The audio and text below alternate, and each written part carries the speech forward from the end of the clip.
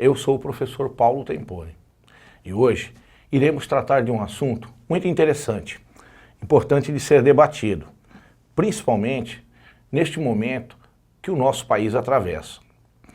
São muitos os escândalos, as divergências políticas e as diferenças sociais, e tudo nos leva a refletir sobre o tema. Iniciaremos nossas reflexões discutindo os valores, principalmente aqueles que conduzem ao comportamento humano.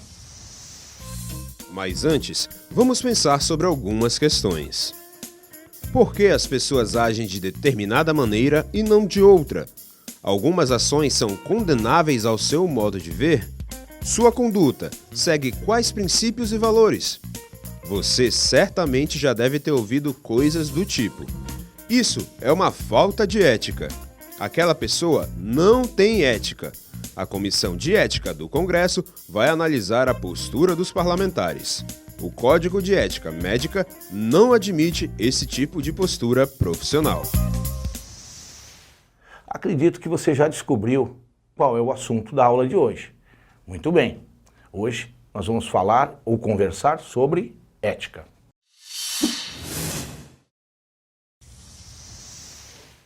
Bom, poderíamos elencar aqui uma infinidade de posições no que se refere ao significado da palavra ética. São várias as possibilidades para o entendimento da ética, também conhecida como a filosofia da moral e dos costumes. Vamos compreender e construir juntos. Portanto, a primeira questão é: o que é ética? O que alguns filósofos gregos dizem sobre a ética? Sócrates, pensando sobre o comportamento humano, analisou que quem é justo e bom, seja homem, seja mulher, é feliz, e o injusto, infeliz. Não é possível que ao homem bom aconteça algum mal nem na vida, nem na morte. Os deuses dele se ocupam. Já Platão, seu discípulo, observou que o que nos destrói é a injustiça, a desmedida e a desrazão. A justiça é, na polis, reflexo da ordem e da harmonia do universo. Pela justiça, nos assemelhamos ao que é invisível, divino, imortal e sábio. E Aristóteles concluiu que a sociedade é uma espécie de comunidade, e toda comunidade se forma com vistas a alcançar algum bem. É evidente que a mais importante de todas e que conclui todas as outras, famílias e aldeias, visa ao mais importante de todos os bens. Ela é comunidade política.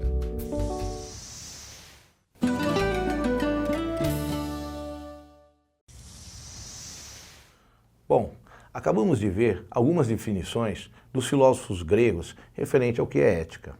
Agora vamos entender na etimologia da palavra. Na etimologia da palavra, segundo Marilena Chauí, a palavra ética tem origem grega, porém com vocalismos diferentes, ou seja, duas palavras de uma mesma raiz que assume em cada uma delas significados particulares. Vejam. Ethos significa costume, uso, hábito. E o verbo eiota, ter costume, ter hábito. Ethos se refere ao costumeiro. Ethos significa caráter, maneira de ser de uma pessoa. Índole, temperamento, disposições naturais de uma pessoa segundo seu corpo e alma. O costume de alguém conforme sua natureza. Ethos é tratado pela ética, que estuda as ações e paixões humanas segundo o caráter ou índole natural dos seres humanos. Muito bem, agora nós vamos para uma definição um pouco mais simples. Essa definição está na obra Filosofando, da professora Maria Lúcia de Arruda Aranha. Ela diz o seguinte: ética, ou filosofia da moral, é uma reflexão sobre as noções e os princípios que fundamentam a vida moral. Aí ela diz também que moral é o conjunto de regras que determina o comportamento dos indivíduos em um grupo social. Muito bem, já ficou evidente a formação etimológica das duas palavras. Vamos então deslocar a nossa conversa para uma dimensão mais prática. Vamos tentar posicionar a ética e a moral numa visão cotidiana. Para isso, eu tenho uma pergunta.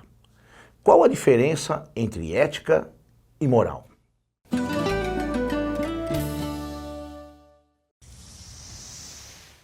Muito bem, vamos ver se eu posso ajudar. A ética tem a ver com o que cada um quer para a sua própria vida, suas aspirações, onde quer chegar e como quer chegar ao seu objetivo. Já a moral vincula minhas ações às pessoas com quem convivo socialmente.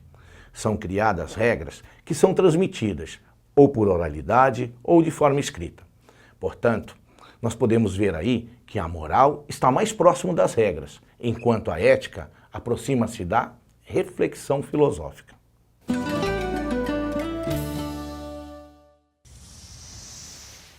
Bom, agora vamos a uma nova pergunta. O que é uma atitude amoral? É simples. Enquanto uma pessoa de moral ilibada é o ser moral, o indivíduo amoral é aquele que se situa fora do contexto onde as regras de convivência foram criadas, seja por ignorância ou por indiferença. Diferente, o imoral tem sentido de conduta ou doutrina que contraria a regra moral. É um desonesto, um libertino. Os noticiários, todos os dias, inundam a sociedade com escândalos, situações ilícitas envolvendo empresas estatais e de capital aberto com partidos políticos e governos. Esses escândalos repercutem, inclusive, na imprensa internacional. A questão agora é: como essas empresas cumprem seus estatutos? Elas têm um código de ética? Qual parte da ética estuda os códigos de ética?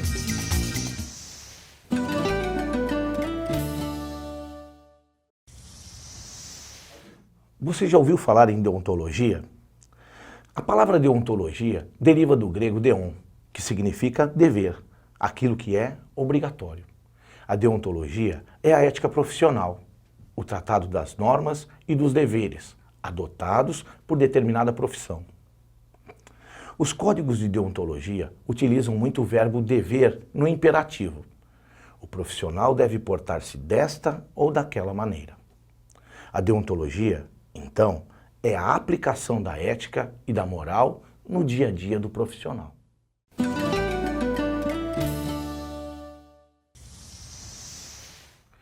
Muito bem. A partir de tudo isso que nós vimos, ética, moral e deontologia, como é que isso se organiza? Quem está subordinado a quem? Existe uma hierarquia desses princípios, dessas regras, dessas normas? Vamos ver isso. Existe uma hierarquia de princípios na ética? O universo de princípios da ética tem sua base geral em condições reflexivas do ser humano, porém universais. Passa por bases práticas ou dos costumes, para depois chegar aos códigos mais restritos ou normais dirigidas às classes independentes por segmento da sociedade. Ilustrativamente, admite-se que a ética, num círculo mais abrangente, elabora os princípios morais. A moral, mais específica, configura a ética aplicada ao comportamento humano e social. E, ainda mais específica, a deontologia, como a dimensão ética de uma profissão ou de uma atividade pública. Direciona a moral a um comportamento funcional ou profissional do agente humano na comunidade social. Muito bem. A hierarquia pode existir por grau de importância. Contudo, há uma relação de interdependência. Uma reflexiva e prática do ser humano. Outra, simplesmente como regra ou lei escrita, que sofre mudanças a partir do olhar e da decisão do observador. Cabe a você agora refletir sobre essas condições propostas. É uma pena, mas estamos chegando ao final da nossa aula. Hoje conversamos sobre ética, moral e deontologia. Construímos conceitos a partir da etimologia das palavras. Depois, contextualizamos com algumas situações. Agora é com você. Pesquise e leia mais sobre o assunto. Estarei esperando vocês em uma próxima aula. Até lá!